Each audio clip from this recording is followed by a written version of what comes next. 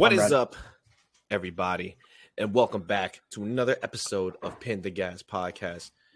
You know, the show where we cater to your motorcycle reads. Your motorcycle needs and motorcycle racing desires. Motorcycle reads. We don't got magazines, bro. As always, I am the host of the show, Mr. Cool Jules, with Chris, the whole effing show, Simcoe, and my man, really cool dude who's been on a lot of our Facebook lives and has been an active fan of Pin the Gas, and we are honored to have him on this show, Mr. the Horny Goat, Kevin Horney, the prototype. Kevin Horney, the prototype. I see the look on your face. Oh, the prototype. That's mega. Yeah, that's gonna stick. And the reason why I said the prototype is because this is your year. This is the year you're going to be coming out and testing your skills against everybody else. Some familiar faces, some not.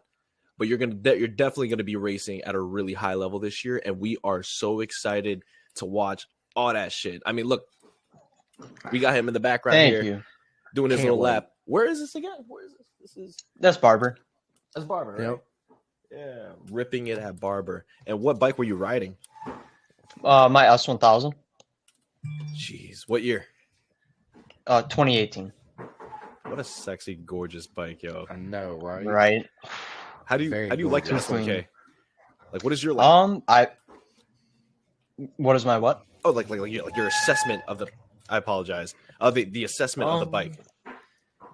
So I've never really ridden anything else on track, other than a Ninja 400 that I did like 3 laps on. I hated it, but the S1K, like, I mean, it's just like it's a monster. It's so insanely fast. Like, it just eats, and then the electronics are, they're insane. Even though my bike's giving me a little bit of electronic issues right now, it's still just like such an absurd masterpiece of engineering to me. Oh, precision gentleman engineering, yeah. Yeah. Chris, you ever rode an S1K? I have not. My dad had a BMW 1200 GS Adventure. I used to ride the shit out of. As a matter of fact, I used to ride it to Indy a lot for the MotoGP race. Nice. But not a S1000. But in the future, I will, because I plan on seeing Kevin. And so yeah. I got a B bike too. It's a 2011. Oh, please. And then when I join Moto A, I'm gonna have to buy a new S1000. Very nice.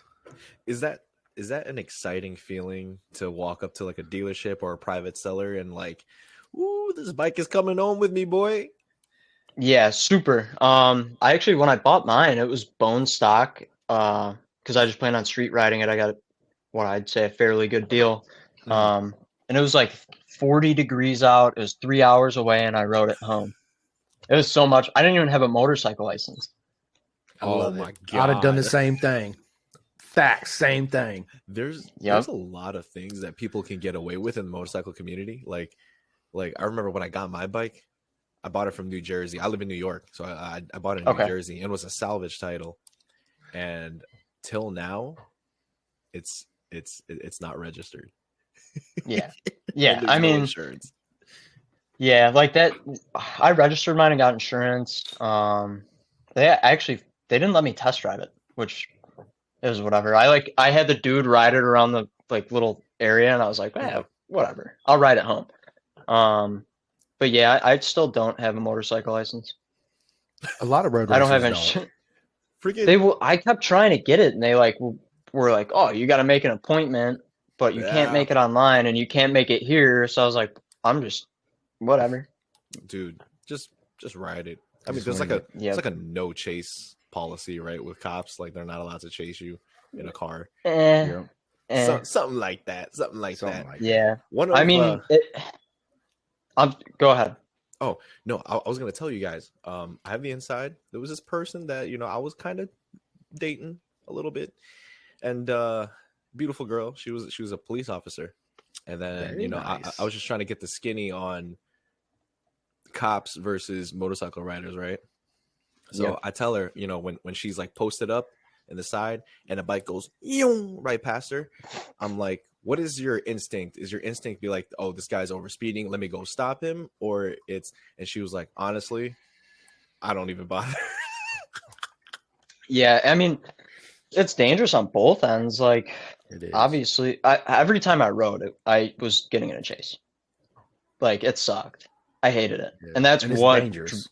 pushed me to the track. Like, there was one specific last time that it was like super sketchy, and the police did, like, the cop did some sketchy stuff, and I was like, I'm probably never gonna ride on the street again. I listed the bike for sale, like, I was done, and then I found out about the track. How long ago was this? July of 22. What?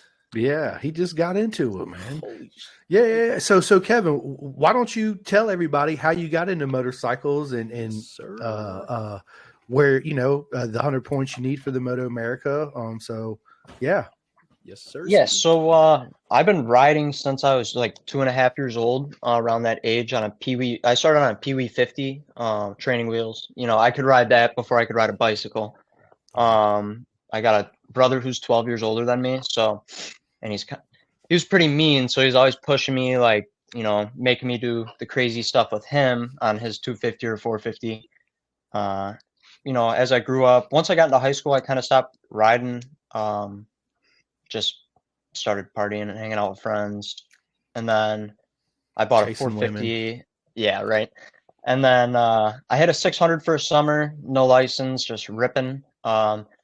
Sold that pretty fast. I wrote the day I sold it, or decided to sell it. Those big tractors that are super tall and they have the big gap under it. Man, he was doing like 20 miles an hour, and I rode under it.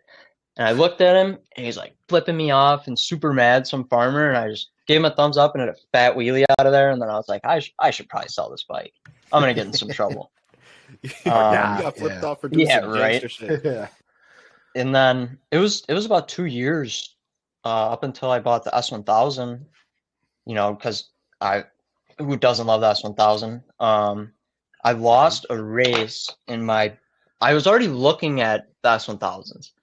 And I had a 2020 M4 comp, and I raced a Camaro SS, and he smoked me, which, it obviously. And then I was like, you know what? I'm buying S1000. I'm never losing a race again. I love it. So I bought it, got in a bunch of chases, got in a bunch of trouble, just people being idiots. Like I said, decided to sell it, posted it, and then I don't know how exactly, but I found out about Sport Bike Track Time. Booked my track day. I thought I booked it for, I think it was 2 weeks away. Yeah. And I wound up booking it a month out. Or like a month or 2 months out. Posted in the Sport Bike Track Time group. I was like, I got my first track day coming up, blah, blah, blah. Like, what should I bring? Like, how do I get ready? Someone told me I messed up the dates. They're at a different track that weekend, whatever. And then the Northern Director, because in the post, I put a bunch of videos of me squidding, just doing wheelies and whatnot. The Northern Director, Owen Johnson, he's the dopest dude ever. I credit him with everything I've done. He hit me up and he's like, why don't you come out this weekend at the Autobahn, which is 10 minutes away from my house, and like just come see if you like it. And I haven't ridden on the street since. And I've gone to I went to every single track weekend after that. And he kind of took me under his wing and mentored me up into the point of now, pretty much. Very nice. Right. Yep. So you. Oh my, go ahead. No, you're good. Oh no, I was gonna say so it was pretty much like a strong support group from the jump. So from like squidding on the street to inquiring about track time, it seemed like everyone was kind of interested in your potential. I would say like that's kind of the only thing I've ever been good at is riding, like sports wise. And Owen, he's told me a lot he's never really hit anybody up the way he did. Like he told me he kind of noticed that I had some potential and that he kind of started really seeing that my first track day. So he let me pit with him and he just showed me the ropes of everything track riding. And then he knew that I wanted to race, and I'd been talking to him about getting my race license. And he got me we got the race license figured out. And then right after that, I was at work, and he just texted me the schedule for the races at Daytona. Yeah. And I was like, Daytona, Already? like that's so far, blah blah blah. Yeah, like instantly. He's Sheesh. like, yeah, you should go and do it. What And was he's what like, was the I'm gonna time be frame? there. Man, I want to say, I think I only had like two or 3 weeks leading up to it. No way. What an awesome track What too, the right? hell? Yeah, Yeah. the baking, I couldn't imagine. Yeah, so it was I think it's like 3 months after my first track day. Holy.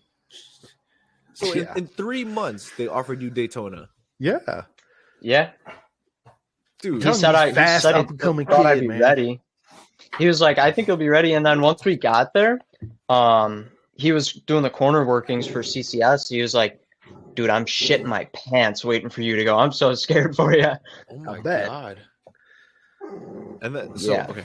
So in 3 months since the first track day, how many track days did you do after that? So or during that 3 month span? I want to say every weekend, maybe there was 1 or 2 every weekends weekend. off. Uh-huh. Yeah, 100. I was like, totally, You were this hooked. is what I want to do. Yeah, instantly. Addicted. Yep. Damn. Yeah, addicted.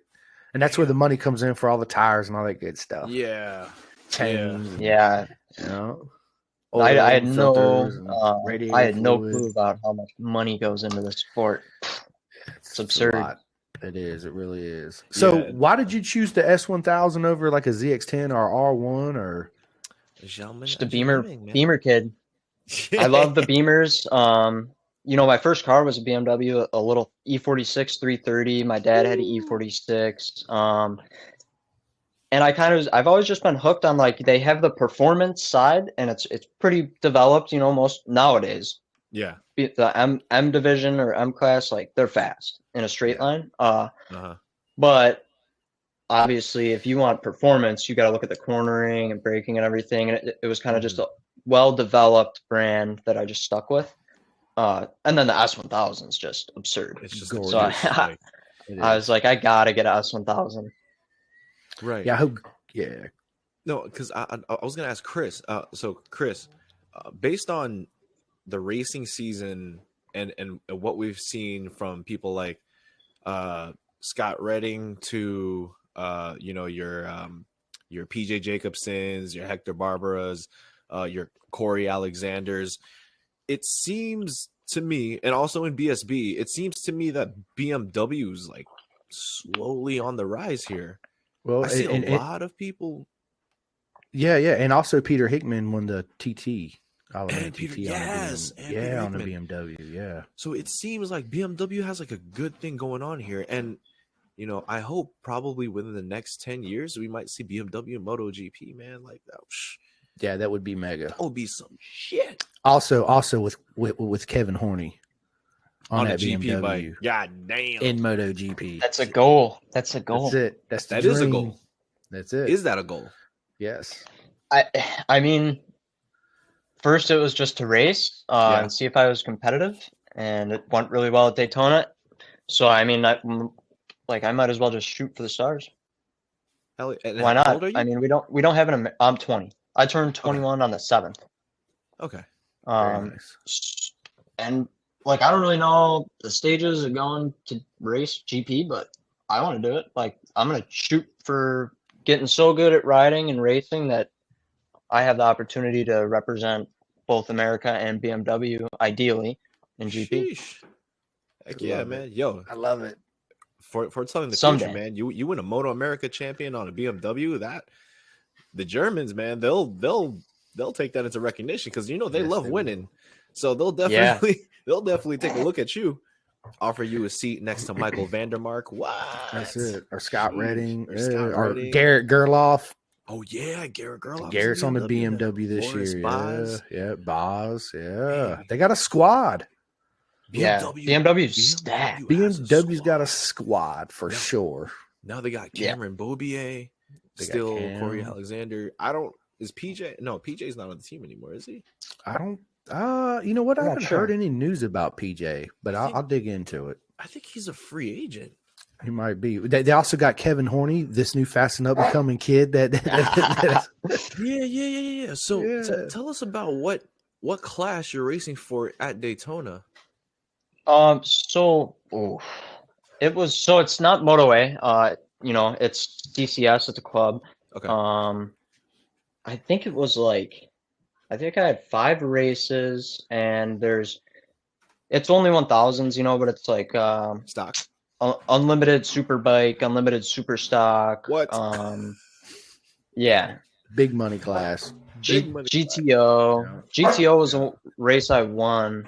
It's a 25-minute long race instead of a lap sprint race.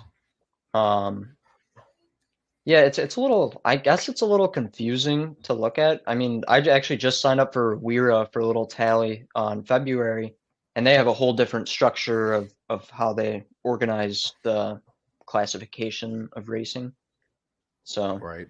it's all generally like, you've got the super stock class where you can't do, and I could be wrong, but you can't do like certain engine modifications or modifications like with weight or the frame. And then you have Superbike where you can do whatever you want. Right, and definitely Superbike is the goal ultimately for American racing for you. Now, Yep. But before I let Chris take the mic, I guess one last one for me. With the 3 months coming from the span of, I personally don't know like what your finance. I mean, you said you worked full time, right? What did you do full time? Yeah, so I am a real estate agent. I've taken a little bit of a step back now, just on the active side of it. Just I'm on the phone, but financials, like, I'm pretty good with managing my money. I saved a lot. I made a lot in stocks as well, so I'm very thankful that Okay. I had that put away, and I have enough to kind of privateer my way into this, but not forever. Right, and that's also, I'm going to try starting a business and stuff. I have that entrepreneurship side coming into this from my mom. So. Oh shoot, Horney Biz LLC. What? That's it. Horny Biz LLC. 10%. Horny Biz. Horny Biz LLC. 10%, bro. And the reason why I asked that was because with the 3 month span of you just starting a track day to actually racing in Daytona, like the money situation, the sponsors, do you have any sponsors? Did anybody try to reach out to you? I know you mentioned the gentleman's name. I'm sorry, I forgot his name, but you said he was like awesome on your first track day. But did you have any like sponsors reach out to you like, hey, like we'll help you with this, or we'll supply you a mechanic? Or so right now, in regards to financials, I have one financial backing sponsor. Close friend of mine, he owns a local detailing shop for cars, because I was like pretty big in the car community out here. So Olson's Customs Detailing in New Lenox, Illinois. But I'm reaching out to other companies and businesses, trying to think outside the box, bring new companies into the industry. But other than that, no financial backing. Just, Bison hooked it up with the sponsorship, and then shout out to Robert Lackey. Rob Lackey. He's a beast. Yeah. But and then I've just got, some other sponsorships, but no other financial assistance. Well, if anybody from Pepsi Cola is listening, please step up and help out. Could you Pepsi backs Kevin Horney, OnlyFans, Pepsi sponsored by. Yep, I emailed OnlyFans yesterday. I know, that's mega. I love it. Just make your last name like prominent. Just that's what I said. I was like, it was just like a quick little thing, and then I was like, imagine OnlyFans teamed up with Horney Racing, the world would explode. Or Cornhub. Cornhub. Oh, yo, honestly, Kev, if you landed that and you had they're like black and gold, right? I guess. So it had the black and gold or black and yellow bike. It's just like Horney Racing, Cornhub. That'd be sick. That's dope. Yeah, I'm kind of. I'm trying to play off the Horney last name. I think that might be some good help. Honestly, going forward. You're into the entrepreneurship. You're into the business. You know what marketing is like. I think, all jokes aside, you taking advantage of your last name being what it is, it's kind of freaking smart. Like it is the way to market yourself. Yeah, and Very it's much like so. it's like brand recognition.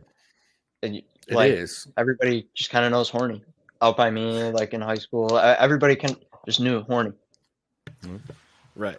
Yeah, because I actually went live. I was like, with your last name being Horny, like, was it ever a problem growing up? Yeah, I mean, it wasn't a problem. Maybe for like the teachers in school and stuff, but They're like, for Mr. me, Kev. yeah, right. Yeah, right. They look at his last name. Just it's Kevin in the so room. Kevin? Kevin, In raise your hand, Daytona, Kevin. in Daytona when they were doing the announcements, the announcer kept going Horny because he Oh, didn't want to wow. say horny. So I like went up there and I was like, hey, it's just horny with an E. And then he like made an announcement. He's like, sorry, it's not vulgarity, it's horny. But is it vulgarity if it's your name? Like it Right. it would have been funny if they tried to go so Horney is one, or like Harney. Like Yeah. Harney. Right. That's hilarious. That Chris, is what you got? hilarious. Yeah, so why don't you tell everybody what you need to actually make it in Moto America this year? So I'm pretty much according to the rules, it's really just it says a full season of expert racing with an expert license at blank organization, and then 100 points with X amount of riders in the class, and then it's just more expensive and way more competitive. And that's what you're doing this year, correct? Yeah, so I'm chasing the 100 points. It's 35 points a win, and then going down from there. So it shouldn't be. I mean, I don't really know how I'm gonna line up with the club racers because Daytona's kind of out there on its own. But I'm really good at learning. The sport is the only thing I'm really able to take information in and implement it immediately. So I mean that's kind of what I'm banking on, that I can learn, especially racing with these dudes in expert that are insanely fast. I just want to get behind them and learn. So that's going to be like the main goal is learning. And is this with WERA? WERA and CCS? CCS. Okay, Oh, okay. man. So Moto America recognizes both of those as Yes. you can win in both of those classes to equal your 100 points. Yep. So both points transfer, same point system. There's other orgs that they recognize as well. But we don't care about those. No, Midwest, yeah. Midwest. What about? Oh, we definitely don't care about them. Yeah. So I see you, Kev, as like me and you we're sort of cut from the same cloth with our knowledge in this sport, right? I mean, obviously, you took it to a more professional level because you're actually racing. But in terms of what we know, does anybody, because it's happened to me, does anybody ever come after you for like motorcycle knowledge? How do you not know this rider? Or how do you not know the motherfucker that set this record and you're being disrespectful or da da da? I had one guy come after me. There's one specific instance, and I don't know if I'm going to bring it up. Nah, do it, because I would mention this guy's name if I remembered. When I was working, it's Catherine. Catherine called me out, not in like a bad way at all. Right. She's totally justified in calling me out. When we first started working together, we were like on Zoom just talking about like what I'm doing, blah blah blah. And she's like, "You should put a picture of Nikki Hayden in there." I didn't know who it was. Understandable. I mean, you're new to the sport. I didn't know who Nikki Hayden was until I got into this. Felt so bad. I was like, oh man, I'm hanging it up. I don't know the history. Done. That's it. But like, there was nobody that like came after you, like that was just like upset at you for not knowing certain things. Because man, like I guess me, because I'm a loudmouth, it was so easy to come after me. It was actually during our Facebook Live that happened. It was. Yeah. Do you mean like people just talking shit on the internet? Yeah, like this guy doesn't know anything. I don't know why he's doing this show. And I was like, I don't know why you're here, bro. Like like get out of here, man. Not really. Like, I mean, people talk shit. That's what they do. With my generation, it's like gaming. That's all we did was talk shit. So I'm not really worried about it. I mean, some of the video I post, like I posted a video from Daytona, me almost crashing, right? Right. And it's, I just got some crazy lean angle, turn one, off the start, Sheesh. and it. I don't know if it's actually off camber, the turn itself, but it has to be because, on the inside it's cambered in, and outside it's cambered out. So I kind of got caught in the cross of it. Right. And it just swung out super hard, and like I wound up on the tank and shit, and then instantly like right back to it, and I actually won the race. Nice. But this dude in the comments, man, he was like, you can tell from the start this dude doesn't know how to ride. Like his launch was bad. Like he's doing this and that. I was like, how many? I'd be like, screw you, buddy. Who won the race? Yeah, I actually didn't say that. I actually just said, I was like, hey man, I hope you're learning and trying to progress in the sport as well. Yeah. And then you kind of just stop. Yeah. Nah, I don't know. Kill him with kindness. You got to kill him with kindness. Yeah. I don't know. Maybe it's because I come from different sporting backgrounds, Chris. That for I'm sure. Just like I can't really kill someone with kindness. At least when it comes to sports. When it comes to sports, I am the absolute worst to debate with because I come after people, yo. Motorcycle racing, I'm a little bit more humble because obviously I don't have the show Simcoe's knowledge. If I did, I would have been hella crazy. But when it came to like basketball or UFC, I'm coming after people's throats. Like, really?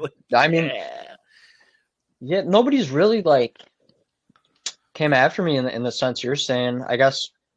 I mean, you probably have a decent amount more like followers and everything, so probably make some people mad. But even if they do, time, like Kevin.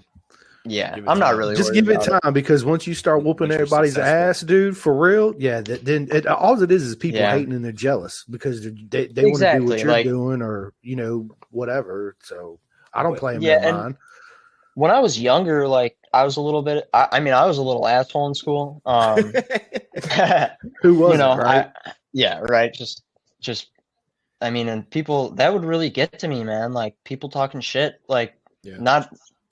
Just random stuff. Like kids would just piss me off and I'd get so mad. And then like once I got out of school and then my mom helps a lot. She does a lot of personal development stuff. So like, she kind of just helped me understand like, hey, other people got their own shit going on and they wish that they could do this or that you're doing, so just leave them be. That's right. And that's kind of just and settle it on the track. Sometimes for me, we settle it in a cage and 16-ounce gloves on. That's it. That's dope. That's dope. You box? Yeah. It's fun. Yeah. I do Muay Thai, Dutch kickboxing, and a little bit of jiu-jitsu. Wow. I've never heard of Dutch kickboxing. Oh, Muay Thai is awesome. My bad. I'm like muting myself in between segments because you're my good. family is like really loud in the background. You're good. So the Dutch kickboxing is like Muay Thai, but Dutch kickboxing is a lot more. It's faster, and it has like the head movement of boxing mixed with kicking. Whereas Muay Thai, it's a war of attrition where they just stand in front of each other and just wail on each other and see who gives out. Yeah. Yeah. Okay. Got it. Yeah. Like Bach Warrior. Yeah. Yeah. Pretty much. Tony Jaa, that's my dude. Tony Jaa. Oh my god. Have you seen any like martial arts movies, Kev? You had to see some classics. I mean, I like maybe when I was a little kid, just some shit my dad would have on the TV, but martial arts, like I love UFC. I like watching it. I wrestled in high school and stuff, but I'm just like every sport, I don't follow it. Right. So you don't really follow like GP or like World Superbike, and I like this guy. Well, not necessarily. Like now that I'm kind of getting into it and learning more about it, I'm starting to follow these people. But like this is the first time I've ever truly started following a sport other than dirt bikes, like FMX and Supercross when I was a kid. Yeah. That's really it. Have you been watching any Supercross this year? No. But Monster Energy is coming to Chicagoland, and that's 10 minutes down the road. So you're going, right? Yeah, as long as I don't have a race. Absolutely. Yeah. I hear you on that. Freaking Eli Tomac, yo. Like I was watching some like highlights earlier, and I'm just like, man, I gotta get more into Supercross, yo. Like I feel like that. I've been watching there's this European league with supermotos. It's called SPGP or something. Yeah. Something like that. S1 S1, yeah. Oh. And with people doing races on like those small go-kart tracks with a mixture of dirt on a supermoto, would you ever be down to do a supermoto race? Yes, for sure, 100%. That's my background is dirt bikes. Yeah. I used to race locally. I would just crash and knock myself out every race. Great. But yeah, and I only did Supercross like that. I will never go on a Supercross track again. But like Supermoto, I've always wanted to. I've never ridden any Supermoto bike. I have a KX 450, but I don't want to buy a Supermoto wheel setup right now. So what, you just put like slicks on it? Oh, I just ride it like on out the and dirt, about. Okay. Yeah, in order to convert his dirt bike over, you got to buy tubeless rims, and they got to be wide, except sports bike tires, because the dirt bike tires that's on it will not do it, because it's a 21-inch front and 17 rear, 19, 18, whatever it is. Sheesh. Something like that. Yeah. So in order to do Supermoto, you got to buy a set of 17-inch rims. Yep. And then the opportunity cost is I can't just go out and rip on Supermoto like the way I would want to, like in a practice or a track sense. Right. But dirt bikes, like on the dirt, I could just go rip in the trails I grew up riding at and just get seat time in. So it's double-edged sword. So can you just jump on your dirt bike from your house and just take off and hit your local trails? That's awesome. Dude. Yeah, I mean, it's like private property, but what are they going to do? Man, nothing. We're gonna be ripping those trails. I don't care. But it seems like you're set up for like where you're living right now. I'm assuming you're literally set up for two-wheeled activities. To an extent, yeah. I mean, it's Illinois, so it's all flat cornfields where I'm at. Okay. And then there's like there's development, big ass like dirt mounds and hills and stuff. So we just rip on those, and then the only forest right by my house, my brother and my dad and like the community of dirt bike kids from my brother's age built all those trails. And it's still like I'm probably the last person to ride there. Nobody else really rips. Because nobody goes there. It's just you. Or old. Yeah, old people don't ride anymore. Like most of the residents here, I wouldn't say most, but a decent majority of the residents in my area hate it. Sheesh, interesting. Of course, because it's loud and ignoring, and annoying to them. But to me, it sounds like heaven, right? Bop, bop, exactly. Bop. Yeah, and that was my whole childhood. Like every day, I'd get off the school bus. There'd be 15 kids at my house with my brother just ripping in the backyard. And then 2 hours later, the police would come and be like, "Hey, what's going on? Like, the rules. Just keep it down after 8." No, you could keep riding just on my property, but it was the next door neighbors every day. Oh my God. You ever tried those mini motos, those like Ovale, like? No, I want to though. Dude, those look the so Ovale sick. 190. Yeah, they're like $6,000 too. Yeah, $7,000 for those little things. What? Yeah, no bullshit. I was like, that's 1,000 for less than that. That's what I'm saying. So, you know what I mean? So my approach to motorcycling, right? My first bike, my only bike, is my GSXR 750, and that was the bike that I learned everything on. And people were like, "Oh, why did you could have got a Grom to learn on a Grom or a Cowie 400 or R3." And I understand that argument, but the thing is that my level of learning was very passionate about racing and the technicalities, the science behind everything. So I felt like if I did get an R3 or a Ninja 400 for $3-4 grand, because those things are expensive, it wouldn't cater to my ceiling. You know what I mean? Yeah, maybe your ambitions, like maybe I would have learned more control in half the time than I did with the 750. But honestly, I don't regret it one bit. I paid $3.5 grand for this, and Nice. it was probably the best decision that I've ever made. It's an 07 GSX-R 750, and it is beautiful. It is amazing. Nice. Yeah, I think I saw it on your Instagram. Yeah. So that's like a thing. Well, a lot of people are really opinionated on people like newer riders. Just anybody that's new to anything is like, oh, like you gotta start at the bottom, blah blah blah. And that was something. Yeah, and that was something I kind of had to deal with. Like, you know, some people at the track and just people I know, they're like, hey, you probably shouldn't race that 1000. Like you should, and that's why I bought the 400. So I bought the 400 because I had these people telling me, you know, don't race the 1000. Like you're not ready for that. You know, obviously, like Owen and my friends were saying to do it, but I was like in between. What to do? Yeah. Yeah, and then obviously and you can grow into anything, like, and that's you can. Another thing for newer riders that they should know is like you don't actually have to start at the bottom. Like if you can control the throttle, you're fine. Yeah. It's you know. Go ahead, Joel. Sorry. Oh, I was just going to say, you know, the path for most road racers, though, you know, they start out young, of course, like you did. But when they get into road racing, you know, they do the 190 Ovales now, and then they do the 300s, their 400s, and all that, right? But that's why they say that. But somebody that's, you know, fast and can handle it, like you could, and progress so quick. Yeah, I don't see why not, right? Especially on a racetrack in a closed environment that's safe, not out here on the street. You know, like a bunch of knuckleheads that we are, riding wheelies, slicing traffic. Right. Especially since you have the passion and borderline obsession.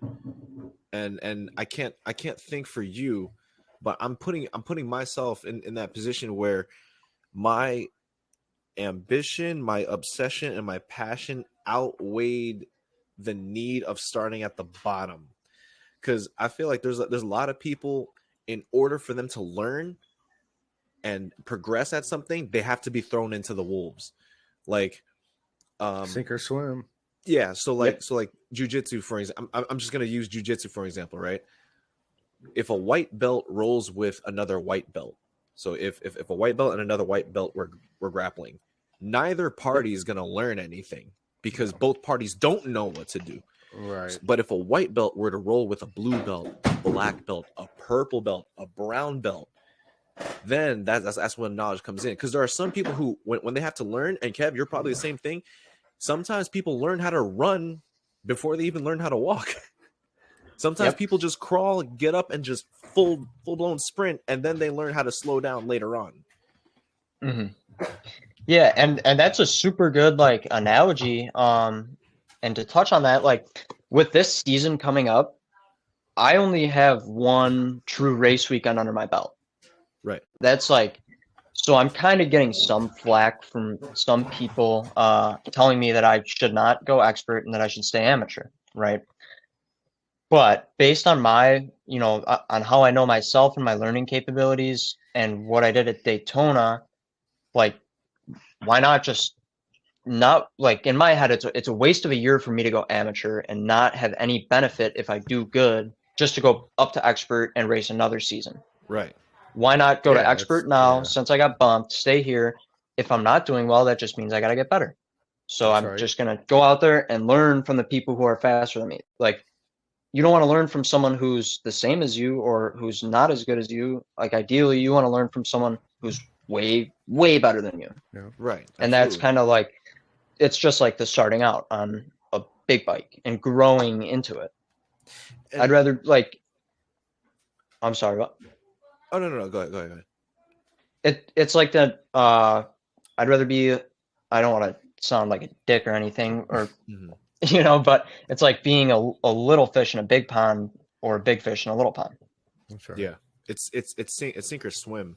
And a lot of times you have these athletes that do so well in the amateur division, and then they get hyped up as, oh, this is the next prodigy, this is going to be the next thing, and then they go to the pro level and they get absolutely destroyed and no one cares about what their name is after. At least you racing at a pro level, there is room for error.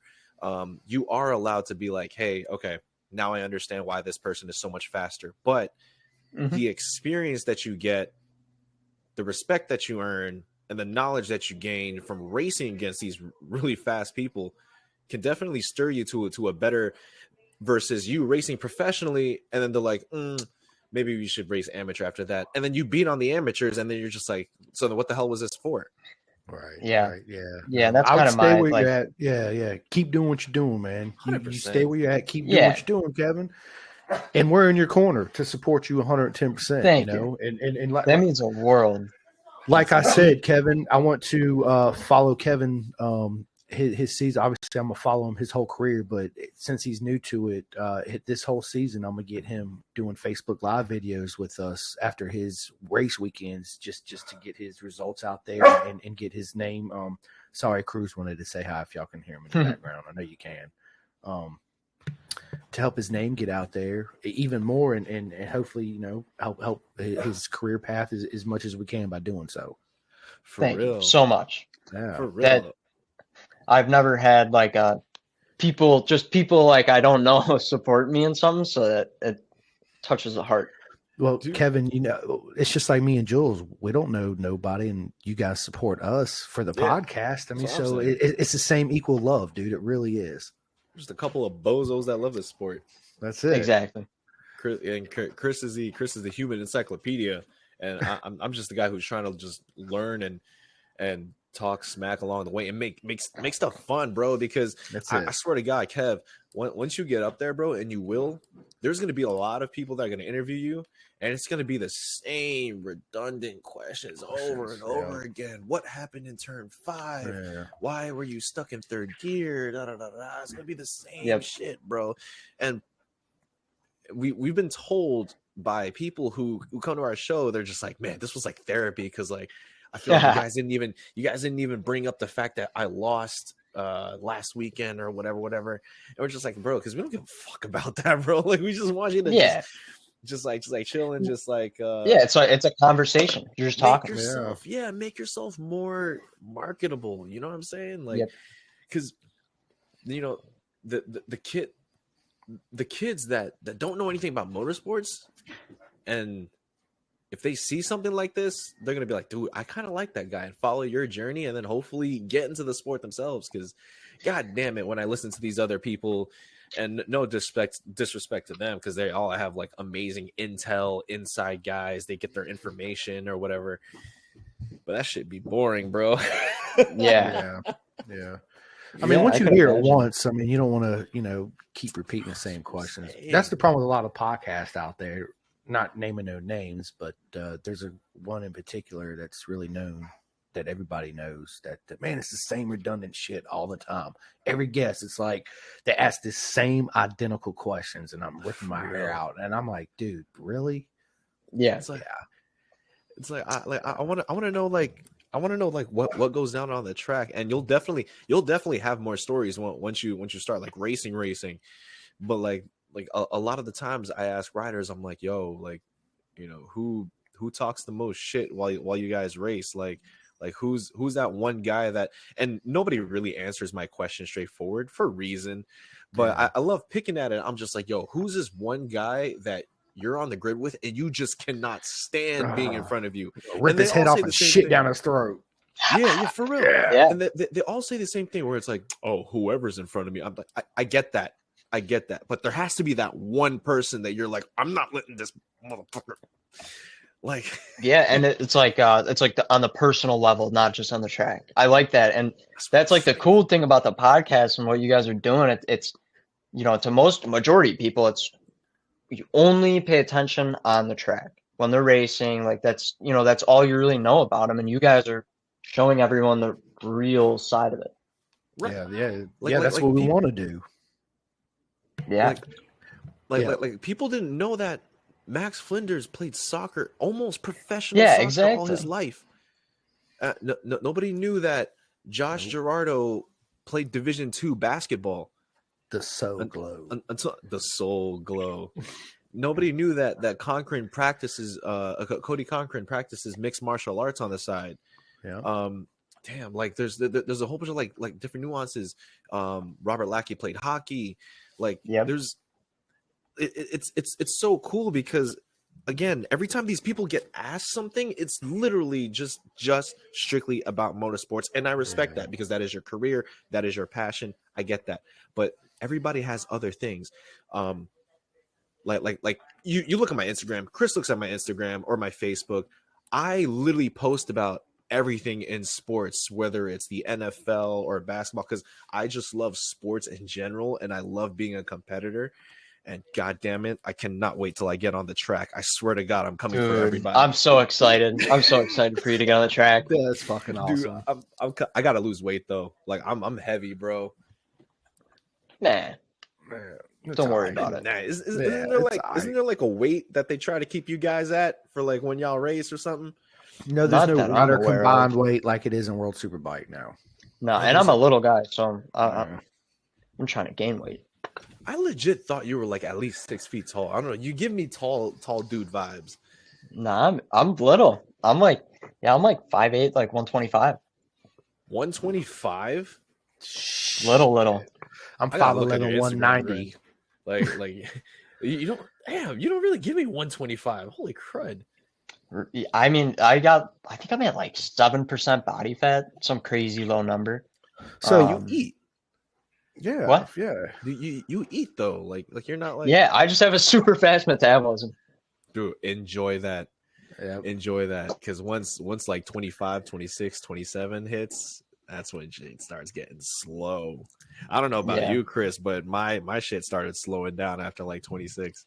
Yeah, mine did too. And then I went through a period where I was fat as fuck. And then I said, you know what? I'm tired of being fat, goddammit. And I got in the Wim Hof method, which I still do, you know, the deep breathing and the ice baths and doing push-ups, and planks, which I still do. That's how I lost on, and I changed my diet.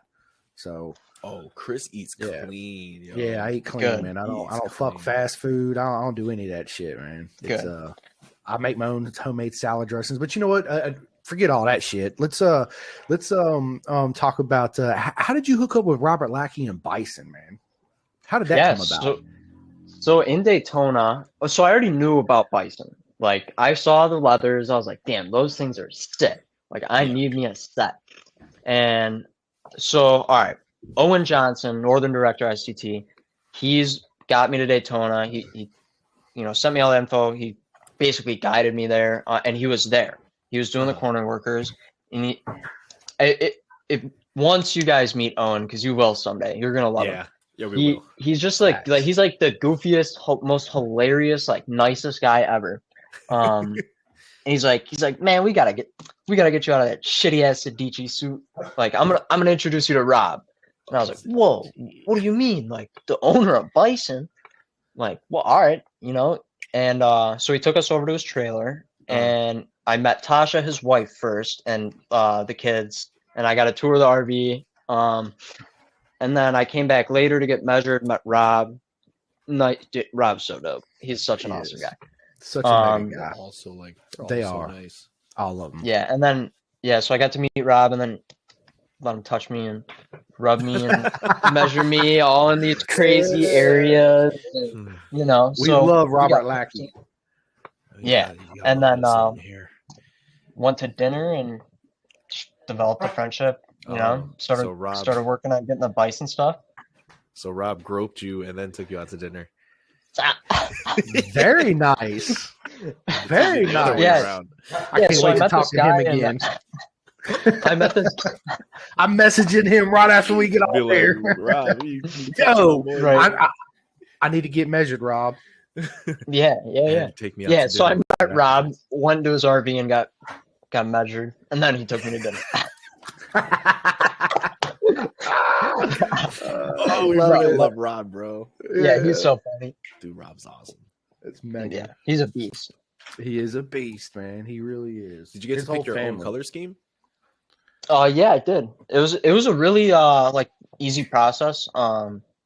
Just worked with someone over email. I kind of was like, I just want something abstract. Like, Horney's pretty unique, so I want to be unique in how I look. And I have red, white, and blue. Even though it's a touch of orange. It's like a punch. Red, white, and blue. So just stuck with that. And you could pick any patches or whatever you want to put on there, correct? Anything. Yeah, super, like it's super, variety, whatever you want. They'll you just work with someone and you tell them what you want. Oh, very nice. Because I'm actually going to hit them up and get me a suit made here. I never had one, a custom suit, man. I want one. I want one with neon colors. But I haven't decided if I'm going to put the show on my ass or Simcoe, right? So yeah, I'm gonna put the show. I think, yeah. You definitely got to put the show back there. You gotta put the show with like a it's like a Moto film PG camera type deal. Yes, yes. I really like Garrett Gerloff's last name in the back of his leathers because it's a Texas license plate. Yes. So if we could, I haven't seen that. Oh, dude, it's so cool. Dope. It's so creative. That's badass. And then like Kev, like maybe you can have like the little corn hub thing, but like Horney. Yeah, that's smart. That would look that's so awesome. sick. It would. Dude, I'm trying. Prototype. I love that nickname though. Yeah, I think prototype. I could do something like that. The prototype. That's it. Because literally everything that you're doing is from the ground up. Like nothing is set in stone yet. It's everything about you, about your career, about where you started, about how late you started. Everything's a prototype, and we're just building on it. Or not we, but like you are just building on it. You know what I'm saying? You guys are helping. You guys are helping so much. Yeah, and we are. We're throwing you out there, man. We're throwing out there. And we're going to continue. For sure. Yeah. Watch them Instagram followers go up the moment you start racing MA. Hopefully, so I can supposedly, I guess, petition my way into MotoA. Obviously, I'm not cocky or confident enough to go out and do that. Like that's, but there is the possibility, at Little Tally that February I could get the 100 points there. Like I have 6 races, so there it is. And if you come to Jersey, I could be your video guy. Oh, I got a photography sponsor, but if he's not there, I'm sure he'd love to fill in. True. Not he said we could film a commercial. I asked him if we could film a commercial. That's for my business. No, what I would do for you is like an Instagram reel. I don't know if you've seen the videos that I make for people. It's usually for people at the gym, but I have a certain style. I'll send you like a let me see. I'm super bad at that. So yeah, or also like our intros and how it's edited. Badass, yeah. Yeah. Jules, don't let Kevin fool you. He built his own goddamn website. Oh yeah, that is true. Yeah, it was pretty easy. Squarespace. Shout out to Squarespace. What? Squarespace. Yeah, there you go. It was Squarespace? I wouldn't know how to do that. Yeah, Squarespace. You gotta sponsor the dude, bro. That's it, man. Squarespace, where you at? Dude, you know what? I actually I was like, I've been kind of blocking my days, like main priority for the day, like bike, like business, sponsorship. So I was like working on sponsorships, just trying to reach out to companies, and Lululemon had me fill out a form. What? But I don't it's just like a general brand ambassador thing or whatever. But that's I'm just trying to find these new companies that aren't in the industry and just bring them in. Yes. Finally, someone who understands, yo. Oh yeah, that's what I'm saying. The industry, like the motorsport, is so niche. We gotta cut that out. Yeah. Come on, you get it, right? So you get it because I would. Someone was coming after me. I forgot who was coming after me, but I was like, yo, why aren't we pitching like your local gyms or exactly or stuff that's outside that they might need help promoting, and they will do anything to promote their brand. It doesn't have to be Lucas Oil or freaking Meineke or Mavis or Castrol. Like you don't have to. Lululemon is great. OnlyFans with Josh Heron was great. Panera with Wyman, yeah. Yep. Like, dude, just reach for anything and everything. And Lululemon's freaking huge. Gymshark. Could you imagine Gymshark on your bike? Like, that'd be sick. Yeah, true. Well, that's just like when Michael Jordan was in it. That he had the U.S. Army, he had Gatorade. Yeah, he had a bunch of outside spots. They went when Jordan went out of the sport, right? Yeah, and that's bullshit. Like, it's such, I love like all sports, but racing is kind of different level. Like that's like, especially bikes, man. Like bad shit happens. It's super dangerous, and to be able to compete like the Moto America guys at that level, dude, like you got to dedicate most of your time to it. Like focus solely on that. Absolutely. It's a real sport, and I think it doesn't get enough recognition. It doesn't. 100%. And it goes to marketing. Chris, we were talking about it because we were talking about NASCAR and how NASCAR was able to get multi-billion-dollar companies like Home Depot, Walmart, Target, Lowe's, and they're just M&M's, dude. M&M's. I forgot. LucasArts, Lucasfilms for Star Wars, all that. Yeah. Lucasfilms has a NASCAR. No, when they did those like special liveries, of course they sponsored them. They're able to run Star Wars on their shit, Superman movies. Yep. Yeah. All that comes from and that's Paramount. And don't get me wrong, NASCAR's dope, but it's just a bunch of the exact same car doing the exact same thing, and sometimes there's a crash. Like Dale Earnhardt, love Dale Earnhardt, rip. Yeah. But like usually everything's fine, It's just the same thing. But then you get like bikes or any like especially rally's dope. Rally's dope. NASCAR not so much. Yeah. Right. Not a NASCAR fan. But rally's Formula drift too. Yeah, drift. What? Yeah. Rally's a big sport though, so that they're flowers. Yeah. But we gotta, and it seems like a lot of the community is now figuring that out as we are as well. That we kind of got to get it out there more. Right, because the era of social media, Chris is now active on TikTok. I just liked one of your videos the other day. No way. I appreciate it. And follow him. Do you have a TikTok? I'll follow him. Yeah, I got a TikTok. Oh shoot, yeah. I try and post a video every day. Yeah, like we need to get people into because I understand the sport has its old heads, right? Kind of like hip hop. There are people I think that might be the issue. Okay, yeah, go ahead. Yeah. I think it's your take. Like I'm not saying anything by like this is kind of an outsider's perspective because I'm not involved, but it almost seems to me like the industry of motorcycle road racing as a whole has become stagnant. It's like the old heads and the top people are kind of just being lazy about it to an extent as far as like marketing and stuff like that. Yeah, they don't do a very good job of getting any outside sponsorships or even when they show races on TV, it's always the first 1 through 4 positions and that's it. It's not. Yep, and it's just not easily available. Not as easily available to engage with. Which is why I think Moto America is doing all the right things, right? So the Pressure to Rise series on YouTube is phenomenal. If I were to critique it, I wish that they would branch out to the other classes, and I wish that they would branch out to the lower riders that might have a series. But it's a wonderful start. Yes. They partnered with Fox Sports. Like wow! I didn't know that, or something like that. Mm-hmm. Yeah, right, Fox like FS2 or something. Yeah, FS2. Yeah. I think they flop FS2, FS1. I think it depends on where they are in the time slots. But what they could also do, man, is show more of it on commercials. Show more Moto America racing on commercials. You know what I'm saying? On normal TV, goddamn it, not just soap and all this bullshit, right? And then also the Super Bowl.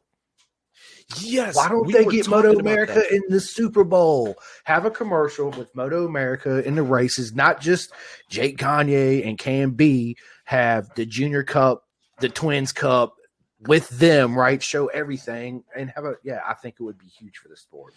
That's a smart idea. Slot. The Super Bowl slot is, I think, is a couple. Hold on, let me look it up. But I don't know if Moto America can afford it. Hold on, how much is a? Because Crowdfund that shit. We were talking about marketing with Andrew Gower the other day on Facebook Live. We were talking about ways to bring up just motorsports as a general to the public, right? So if Dorna and MotoGP were to have like 2 Super Bowl commercial slots, could you imagine, like, you know, you're watching commercials, which everybody loves commercials, and then you see, bam, Marc Marquez and how nasty he is and his crashes, Rins, Fabio Quartararo, just an intense commercial, and then boom, MotoGP. Like, could you a 1 minute or a minute and a half commercial of just straight chaos? Shit, 30 seconds is all they need. 30 seconds. Yeah. That enough. So 30 seconds cost $7 million for a Super Bowl slot. What? Holy shit. 30 seconds. Really? Yeah, all right. But America is such is a gold mine of untapped potential. It is. Oh, yeah. Like when Formula One did, I don't know if you've seen Drive to Survive on Netflix, but it was during COVID times where your top shows were like the Queen's Gambit, Tiger King, and all that, right? And then I see like at number 3 or number 4, I forgot what it was, Drive to Survive, the Formula One story. I was like, what the fuck? So I clicked on it. Yeah. Why was it number 3 in America? And I watched it and I was like, oh, Formula One did something right here. They did. Like they put in all their chips in the American market, and now Formula One has sold out in COTA. They've sold out in Miami, and they're going to sell out Vegas. Yes. Wow. Absolutely. MotoGP has not sold out in America in God knows how long. They didn't even sell out Valleys last year. No. I was there. Wow. No. Yeah. Me too. Last year, they didn't sell out. And I didn't know Moto America was a thing until I started going to the track. Right. I only knew about MotoGP. And I've been riding dirt, and I had a bike and everything. Like, see, I don't. That's the problem, Moto America. Listen to what Kevin Horney just said. He's racing, and he started it, and didn't even know who Moto America class was until he got into track days, right? So, that's an issue. And right? finding a track day was hard enough too. Like, the ease of access. That's all you need. That's crazy, and we need young guns like you to use social media, to use your marketing abilities to get the sport up there. And I think, again, America is a landmine of untapped potential to make. If there's anyone that can make anything viral, it's America. America makes anything, and the freaking Popeye's chicken sandwich. How? Yeah, right. That became super viral for no reason. It was number 1 trending on Twitter. Yeah, a freaking chicken sandwich. That's crazy. Yeah, I mean, America leads the world, so everyone's gonna follow. That's what I'm saying. Because nobody looks at the UK and is like, I want to be like that. No. And everybody wants in. Everybody wants to come to Moto America from Europe and all that, man. They want to come here and race. You know, everybody's super into America. Yeah, absolutely. They like our attitude. They like the way that we walk and talk and like handle our shit. And we have guns. And we have guns. As Boris would say, shout out to Boris and Moto PG. And we got guns. All the Australians just want to come to America and just go to shooting ranges. Yeah. Because they're not allowed to have guns over there. I think, so right? Awesome. They're not allowed to have guns. No. In Australia, they're illegal. So everybody wants to come over and shoot. Yeah. But you guys got kangaroos that beat the shit out of you. You can't have a gun. And you can't shoot. No. You have to shoot it with a blow dart. You got to use a bow and arrow. Yeah. Back in the Stone Age. Blow dart. That's awesome. I've always wanted to learn how to use one of those. Just get someone.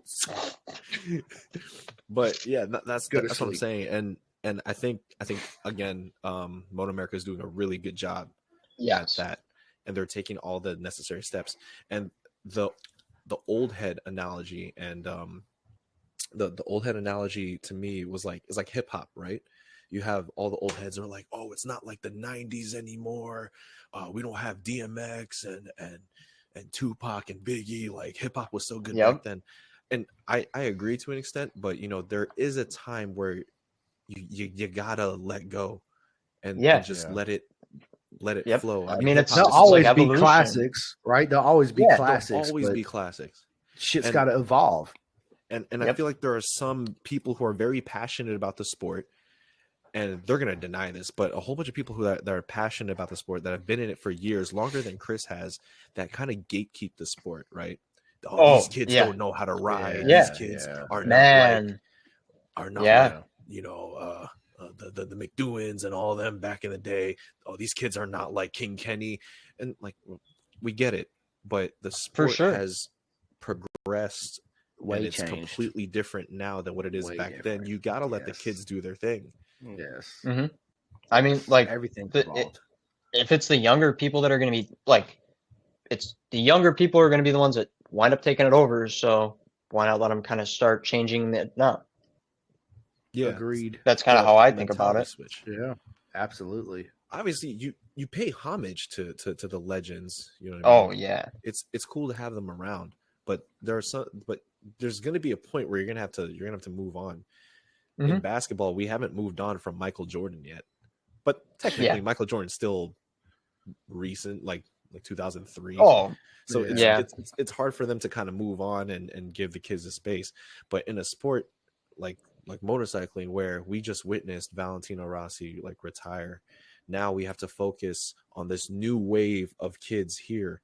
The oldest rider is probably, well, technically Alicia Espargaro, right? So asparagus. So MotoGP is kind of entering a new age of younger riders and a whole refresh of talent. You know what I mean? So you gotta let the kids work. Build a name for themselves. And you gotta 100%. Let them do it their way too. Like you can always have guidance from certain people that have the wisdom, that have the knowledge, and I get that. But in the era of social media and promotion, we have to give the keys to the kids, and let them promote it their way. If they want to post all their stuff on TikTok and they get a lot of views there, let them do it. If they get a lot of views on Instagram, let them do it. They don't have to hand out flyers to people or go to Castrol and ask for a sponsorship. Right. Reach out to Lululemon, reach out to Gymshark, reach out to Steel Supplements, reach out to I'm naming all gym brands now because that's the only thing I'm thinking about right now. But reach out for anything. And Kyle Wyman broke that barrier for me when he got Panera there, because once he got Panera in, I'm like, dude, the possibilities are endless. Yeah, facts. And that's 100%. Like my whole thing is, that's why I'm kind of glad I wasn't like, I don't want to say born into it, but brought from a young age, like destined to go race, Right. That's why I'm glad I kind of just now figured out, and I can bring a whole outside perspective into something I'm good at. And like it's an obsession. It's bad. So that's kind of what I'm going to try to do. Like, I want to bring as many new people into this industry and motorsport as I possibly can. Yeah, that's what I do too. He's got the pin the gas mentality, Chris. Yeah, he does. I know. I love it. It's epic. It's gonna be different now that you're already business minded as is. So the different sort of sponsors that you may reach out to, heck, you're probably even doing it right now as we speak. I mean, the Lululemon thing is and the reason why that resonates with me is because you're literally reaching out to anybody and everyone. Oh yeah. Like, I mean, you never know who likes bikes. You don't. I mean, or just a company that's like, hey, that's pretty cool. Like, you should, we'll support you. That's kind of what I'm assuming. I would hope would happen with one of these companies. So it will. Just gonna figure it out. I mean, I'm not afraid of putting myself out there and reaching out. Like, even before I had Catherine helping me, like I was on my way to showings, calling motorcycle dealers, like, hey, do you guys have any sponsorship stuff going on? Like, blah blah blah. Like, just trying to figure it out. And that's why I like that I'm doing it this way, because I have a lot of people helping me, but at the same time, it's, you know, in my house, at my, like with my group of people that I surround myself with, I'm the only person that has any idea of like how to do this, and like I'm learning everything. It's just fun. And big shout out to Catherine and Leaky Mushroom. Yeah. If you want to learn how to get sponsors, go to her. There you go. Oh, sweet. Yeah, I wonder if she would agree with what we're saying in terms of like reaching out to anyone and everything. Because I would say you so. can't miss. Like if you reach out to 100 people and then 5 people get back to you and say yes, that's 5 people that got back to you and said yes. That's right. Yep. It's just like you got to be all right with the, like, you can't be scared of denial. That's it. How are you ever gonna go get a girlfriend and go on a date if you don't ask? You know, like, why would you be scared? Shout out to Eric Schwann. Find yourself a date, bro. I'm telling you, you're in Vegas now. Get out there. But if can we? All right, so let's play a hypothetical sponsorship hunt, right? What are like 5 companies that you think you'd reach out? I already reached out to Black Rifle Coffee Company because I only drink that coffee. I was thinking like I was gonna reach out to Target, but it's so hard to like get in touch with someone there. Like, so I mean, obviously someone like Target, like maybe Mariano's or some like health food stores and companies like that. That would be great, dude. I just thought of something, dude. If you get Target for the sponsor of the model, it could be Target, the Horney at the track. That's good. That's good. Oh, yeah. Just have them in the women's needs aisle going. Like, yeah, that's it. Just a cutout of him in like his bison leather suits and just pointing at protection. And some sexy pose or something. That's it. Yo. Holding a box of condoms. So I emailed Trojan. Yeah, there you go. Yes. Smart. Yes. Smart. Yes. Smart. Yes. That is smart. That is maybe if you have any local porn shops, you can go by there and try to get sponsored by them. We got the Lover's Lane place where you can go buy like crazy shit. So I was going to reach out to alley would be cool. I don't know how your parents would feel. I have one right down the way. Yeah, bowling alley, golf course. Yeah, bowling alleys are interesting because they're all most of them are mom and pop.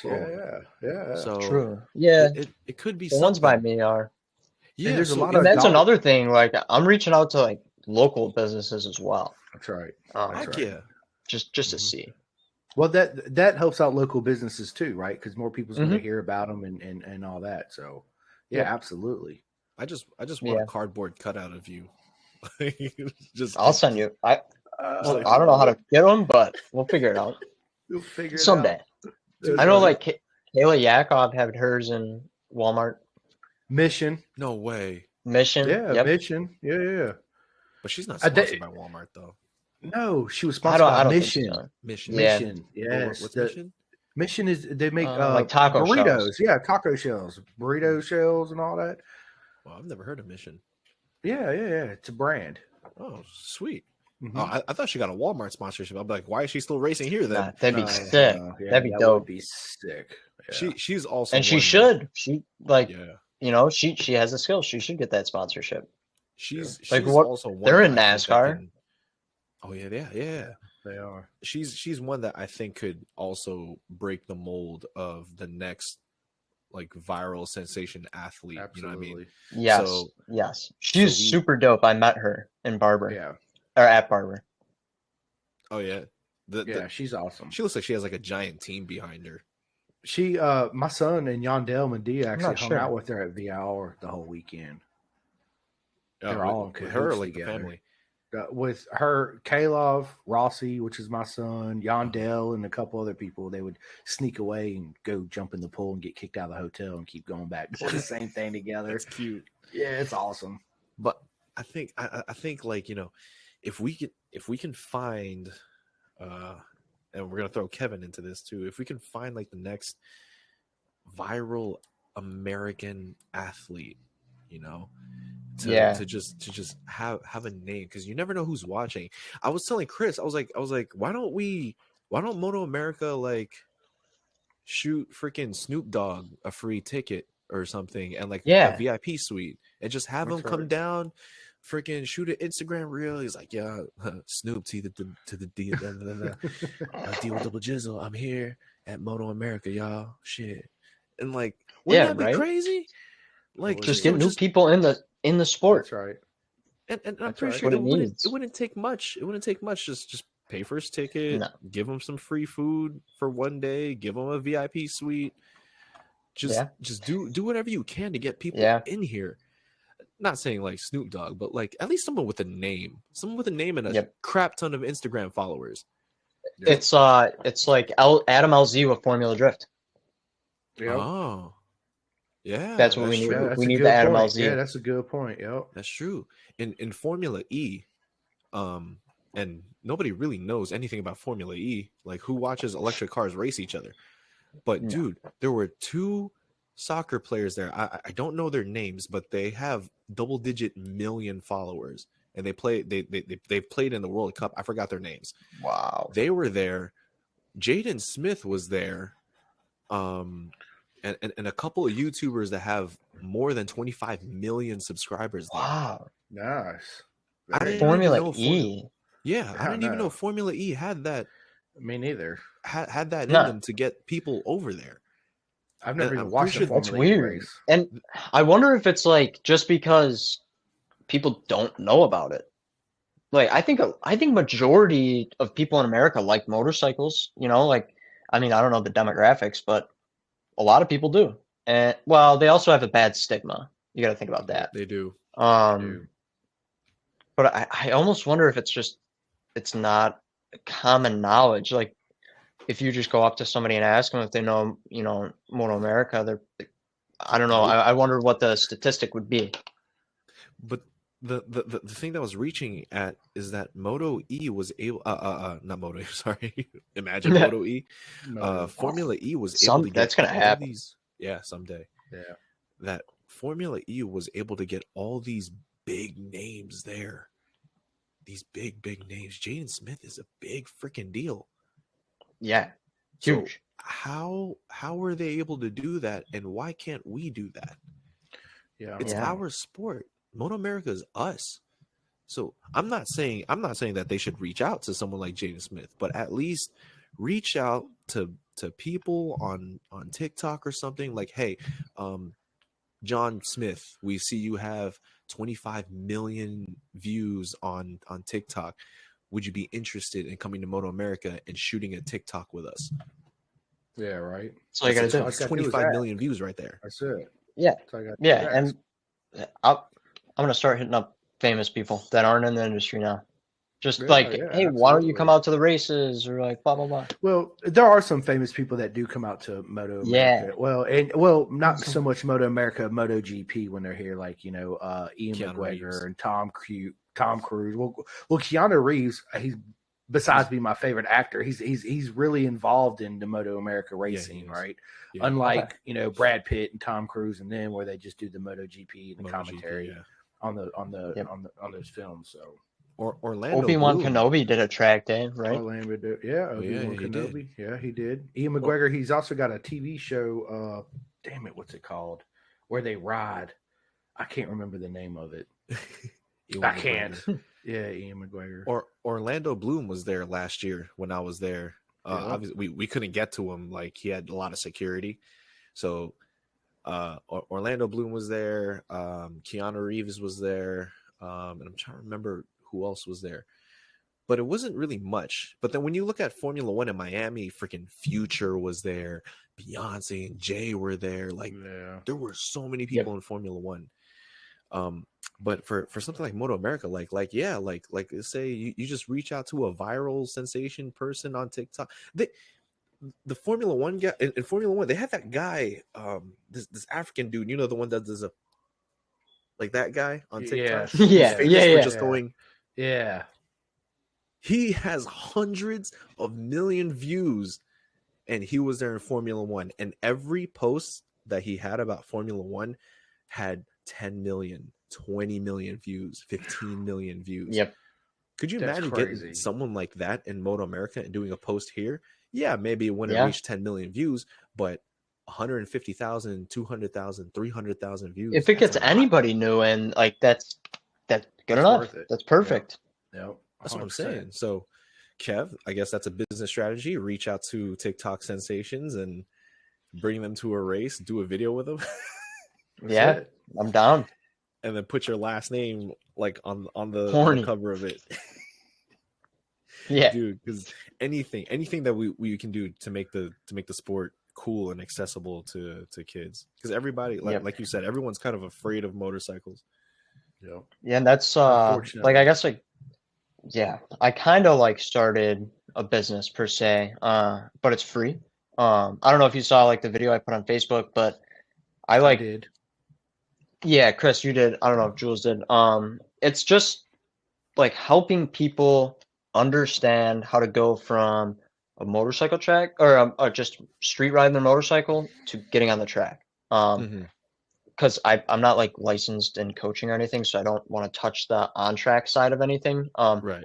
But depending on how like committed you are to it or how into it you get, like it's a kind of a steep learning curve, everything at the track.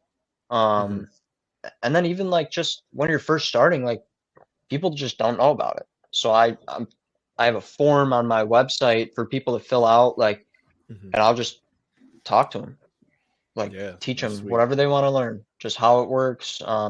Like a guy that just signed up, he's been riding for less than a year and he wants to do his first track day. So I've like made him a PowerPoint of how a track day works and like just everything from my head and just educating them.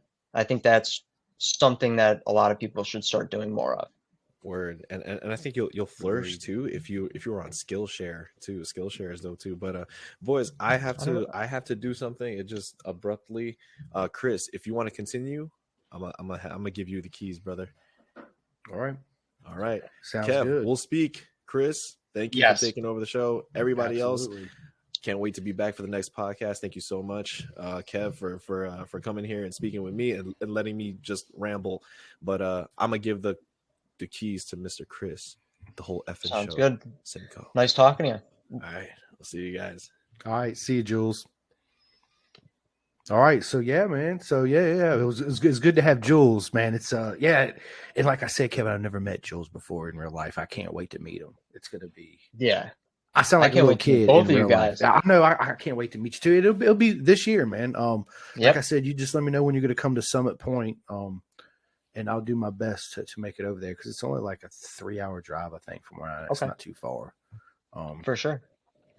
But yeah, man. I appreciate you coming on, man. It's been an honor.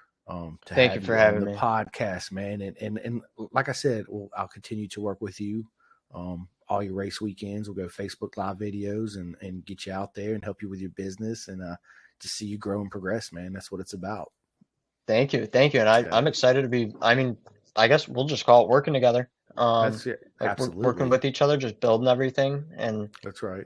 We're gonna revolutionize the sport. I hope. I hope so, man. I hope to bring it more recognition and get more people involved, and just watching everybody flourish. It would be the main goal, of course. So it's gonna be good times, man. It really is. So when is your first race weekend? February 25th. February 25th, and where's that at? Talladega Grand Prix circuit in like Talladega, Alabama. Okay.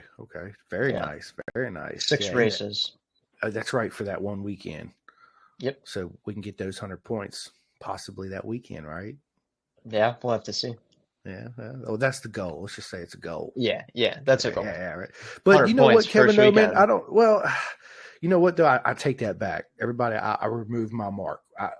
I don't like to set goals like that when it comes to road racing or I just feel like it puts extra pressure on you, right? Because now you have this high expectation of what you really want to do, right? And you got this goal set in your head. You just need to go and focus on your ride and be focused on that and have fun.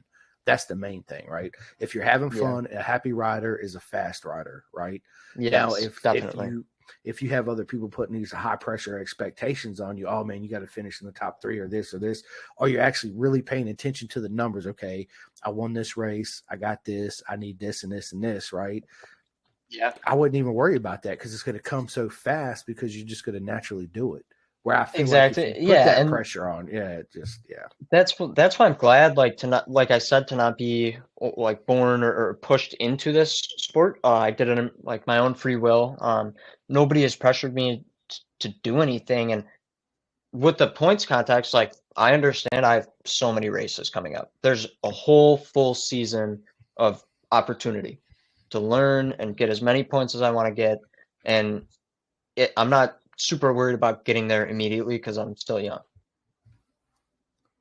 So as long as I'm learning, that's the main thing for me. Is if I ever stop learning, I'm doing something wrong.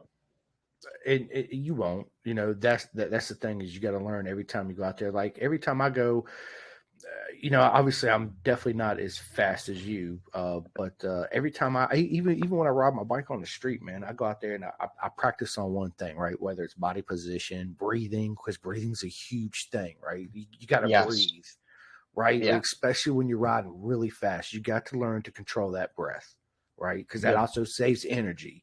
It helps keep the body loose, right? It helps so you're not so tense. But yeah, I just work on 1 or 2 things. That way I don't overwhelm myself. Yeah. You know what I mean? Yeah, and that's a big thing that really helped me grow my first few track days. It was focusing. Owen explained to me how he got faster turn by turn. You focus on the one turn, doing that perfectly. You just think about it.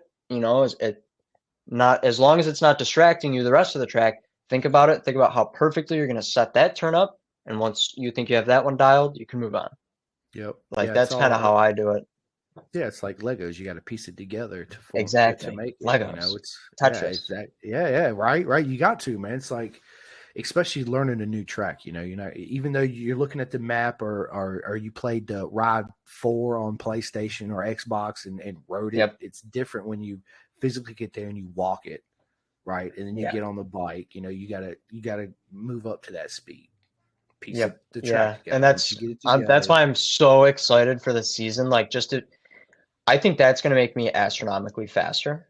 Just going and not just a track day. Obviously, there's a track day before, but 2 practice rounds, races.